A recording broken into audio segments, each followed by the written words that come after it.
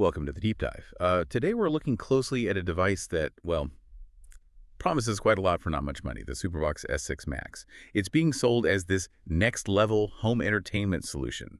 Our mission today is pretty straightforward. Figure out if this is, a genuine streaming powerhouse or maybe more of a risky gamble for your setup. Yeah, and the specs alone, they kind of make you look twice, right? It demands this kind of deep dive. We're talking Android 12, 6K video support, Wi-Fi 6, plus internally it's got 4 gigs of RAM, 64 gigs of storage, all run by a quad-core ARM chip and a Mali G31 MP2 GPU. I mean, these are features you usually find on much pricier big brand boxes.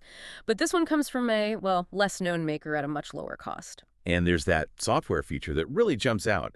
The 8-hour live TV time shift.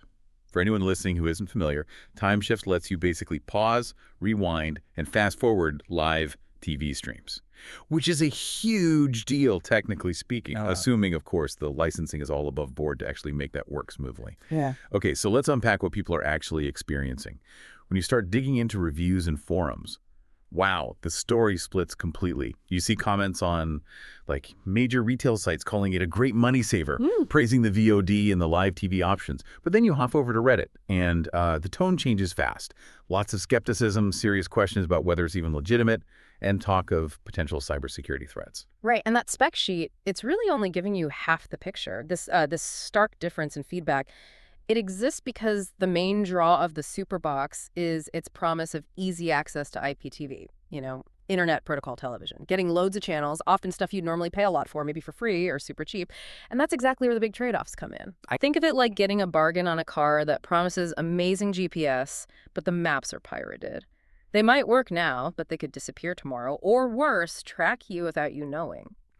So the channel list, that time shift feature, the overall quality, it all hangs on whether the content licensing is legit in your area, and often, well, it isn't. That makes a lot of sense. Yeah. But what about those positive Walmart reviews then? They seem pretty happy. What are they seeing that maybe the Reddit crowd isn't focusing on? Well, they're likely seeing the raw hardware capability. And look, the 4 GB RAM, the 64 GB storage, that is perfectly adequate for streaming. It'll run apps fine. But independent digging suggests the real vulnerability isn't the chip itself, it's the ecosystem built around it. The ecosystem. Exactly. These kinds of boxes sometimes arrive pre-rooted or maybe with apps already loaded that haven't been properly vetted. And that's not just about, potentially poor security practices. It opens doors for malware or even data snooping. When people mention patchy live TV support, it's not just about buffering. It often means updates are slow or they just stop because they aren't coming from official audited sources. So users end up relying on community fixes, which can be risky themselves. We saw some reports confirming that the core performance seems okay, but the whole system around it is the issue.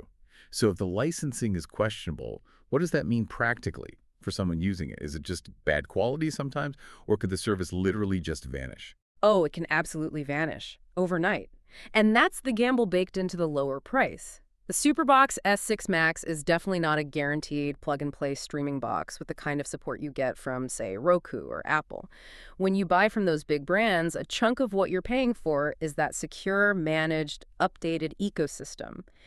The SuperBox basically trades that security, that assurance, for raw features at a low cost. So, is it worth it? Maybe. But only if you, the user, are comfortable tinkering, dealing with potential service issues depending on where you live, and accepting those pretty significant security and licensing question marks. Yeah, it really highlights that classic warning, doesn't it, about things that sound too good to be true, especially buying something like this without really digging into the risks tied to all those free services it promises. Exactly. And connecting this to the bigger picture, it really brings up a key question for you, the listener. How much messing around, how much potential risk are you actually willing to put up with just to save some money up front? Especially when we're talking about a device that connects directly to your home network, potentially handling your viewing habits, maybe even other data. That's a calculation everyone really needs to make for themselves.